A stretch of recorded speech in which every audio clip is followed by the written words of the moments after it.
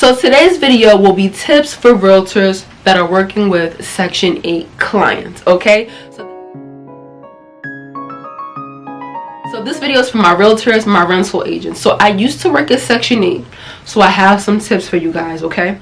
So number one, anytime a client comes to you and say that they need an apartment and that they have Section 8, always ask to see their voucher. Their voucher should have the number of bedrooms that they are allowed. And most of the time, there is a paper attached to the voucher with the voucher amount. Most of the time, not all the time. Now, if you want to know the exact voucher amount, I would suggest that you consult with your broker. Your broker is there to guide you. Your broker is getting a percentage of your commission from all your rentals and all of your sales.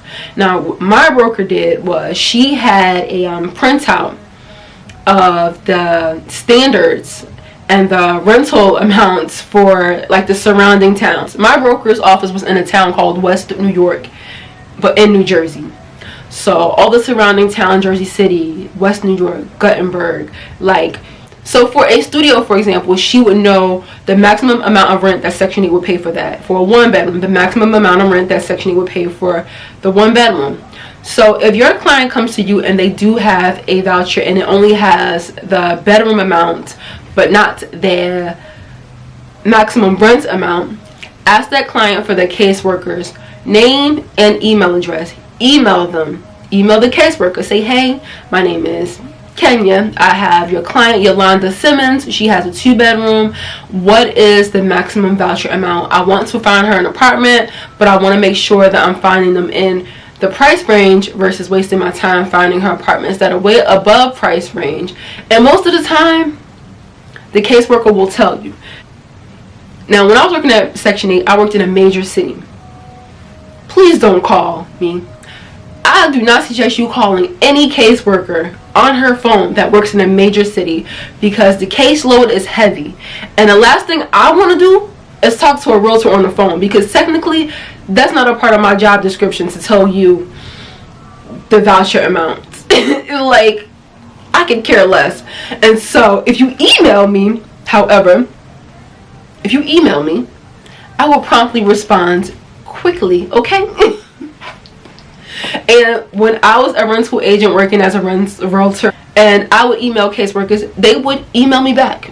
It might not be like 5 minutes later, but in a timely manner. Within a day or so, I would always get a response back. But if I tried to call, I was never getting through. But if you work in like a small town, like there's like 1,000 people, maybe you can call Section 8. But major cities, don't try it. Email. That's my advice. That's my advice, okay? Now, if somebody comes to you and says that they have Section 8 but they don't have the voucher handy, tell them to call you back when they have the voucher to show you. Or, I'm thinking about moving but I didn't get the actual voucher yet. Do not waste your time. Don't waste your time. Number 2, Section 8 does not pay broker's fees. I've had so many instances where an apartment had a broker's fee and a realtor found someone with Section 8 an apartment. The apartment passed inspection, the person got their keys and moved in, and then they're calling Section 8 asking, oh, what is the broker's fee? Because people on Section 8, they will tell you, oh, Section 8 is going to pay the broker's fee. That's the number one, can I say lie? But lie that they will tell a realtor. Section 8 is going to pay the broker's fee. Having a broker, that is a luxury. Section 8 does not pay broker's fees. So keep that in mind if you have an apartment that has a broker's fee and you are interacting with a person that has Section 8. Section 8 does not pay broker's fees. Piggyback. So number 3, we're going to piggyback off of number 2. Get a good faith deposit. Now, most of the time, like larger landlords with thousands of properties, they will have a list of apartments that are for Section 8 only. They will tell realtors, these apartments are for Section 8 only. Find me Section 8 tenants for these apartments. And they will most likely pay you the broker's fee. So a lot of the times when I was renting apartments to Section 8 tenants, it's because the landlord, the owner, the investor, they were paying me the broker's fee. I never had to collect it from the tenant, so it was easy. right? But if it's an apartment that has a broker's fee and the landlord is not paying the broker's fee and you have to collect it from the clients, and that client who has Section 8 says, oh yeah, no problem, I'll pay the broker's fee, get a good faith deposit. Now, a good faith deposit could be $500. Get a money order, a good faith deposit. Now, a lot of the times, a Section 8 tenant will say, well, my case manager said not to give any money until this apartment passes inspection. Now, a lot of the times, an owner will take that apartment off the market for 1 to 2 months to hold it for a Section 8 tenant. Right? And so, say for instance, the apartment does pass inspection, but then the tenant is like, oh, I'm not paying a broker's fee. Now, the owner could have rented it out to someone else that was paying cash, but kept it off the market for 2 months. And so now the owner is losing, and now you're losing, because now this tenant decides at the last minute, oh, they're not paying a broker's fee. However, if you would have collected a good faith deposit of at least $500, if they changed their mind and didn't want the apartment, the $500 would be yours. You would just keep their money for time wasted. So I've seen this happen before, where a realtor rented out an apartment to a tenant, and at the last minute she was like, oh, I didn't know I had to pay a broker's fee, because she decided she just didn't want to pay a broker's fee. The apartment passed inspection and she just felt like she was going to get over on this realtor, right? And not pay the broker's fee. And so I called the realtor and I said, she didn't know she had to pay a broker's fee. And she said she did. So I called the tenant back and I go, well, you agreed to pay the broker's fee as per the realtor. No, I didn't.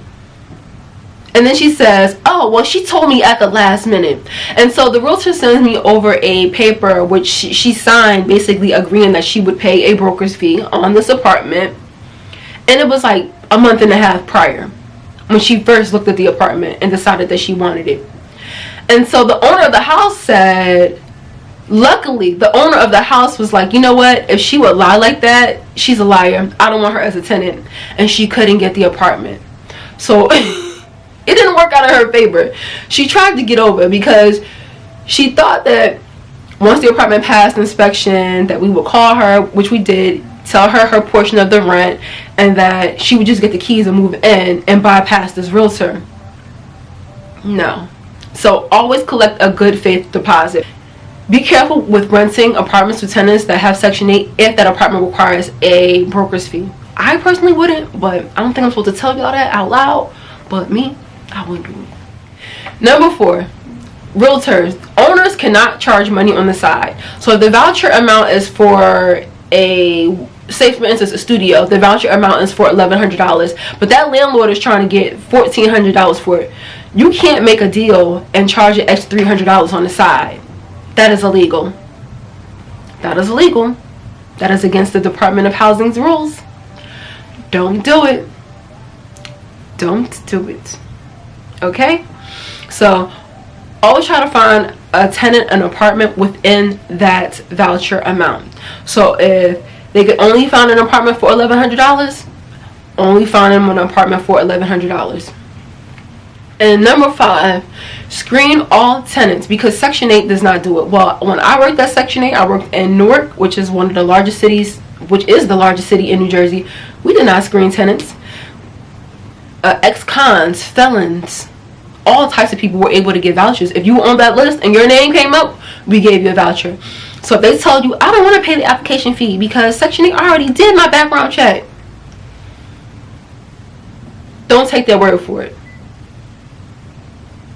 Do another background check. I'm telling you, do another background check. Because as far as I know, when I worked at Section 8, we did not do background checks. So those are my 5 tips for realtors who are working with clients that have Section 8. Now, if you are a realtor and you have any other questions about Section 8 that I didn't cover, leave it in the comments section and I will make a video addressing those issues.